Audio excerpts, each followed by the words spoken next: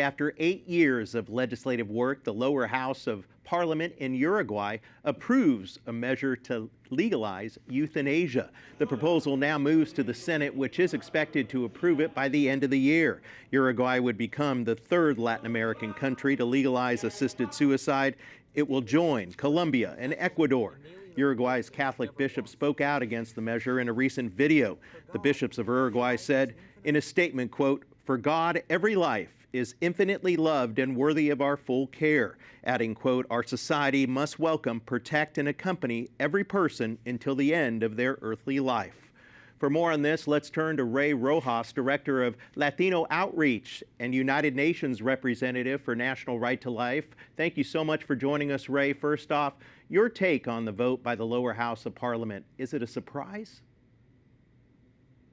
It isn't a surprise, Eric, and thank you for having me. It's great seeing you again. It's a huge disappointment because the bishops in particular did such a brilliant job in getting the message to these delegates of the danger that they were placing on the people of Uruguay by allowing this law to pass. It's almost a sure bet that it will also pass in the Senate. And even though they argue, those who propose, and I'm going to read from the law, the law claims to establish a comprehensive legal framework, right?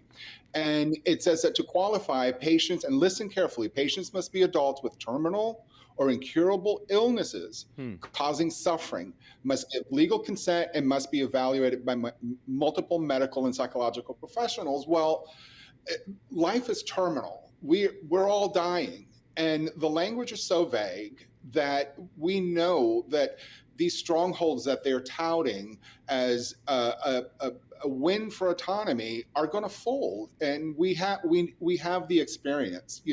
Here in our continent, in Canada, just 10 years ago, they passed a similar law.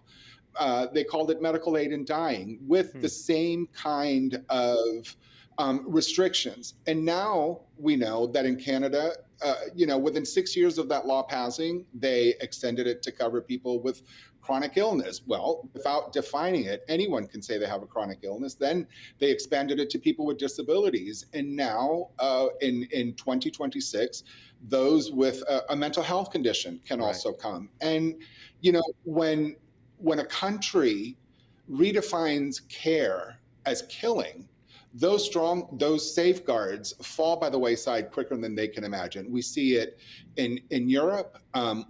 This is now the third country in South America to do this, and it's just egregious. It is not autonomous. This is not a win for autonomy. This is a win for the medical profession, who it's easier for to kill a patient than to care for a patient.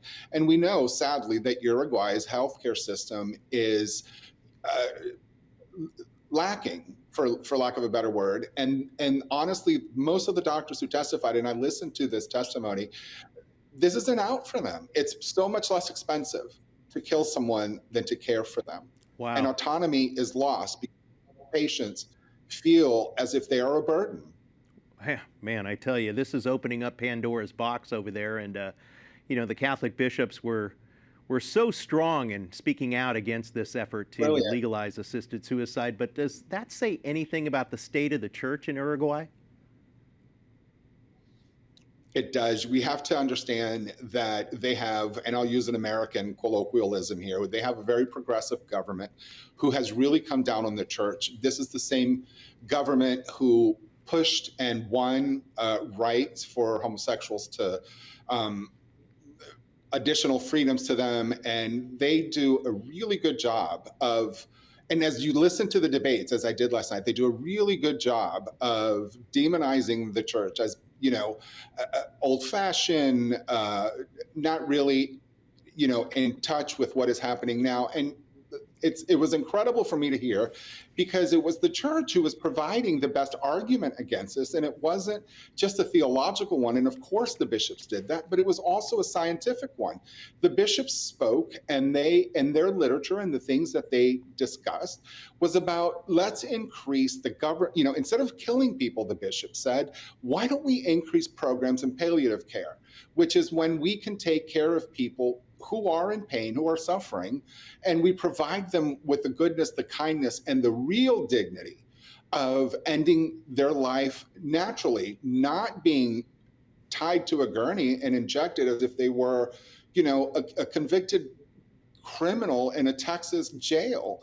The bishops gave the absolute best scientific evidence against this, and no one listened. They were just set aside as being, these, old guys. Right. None of that was true. They gave the best argument, and they rejected it on by a 2/3 vote.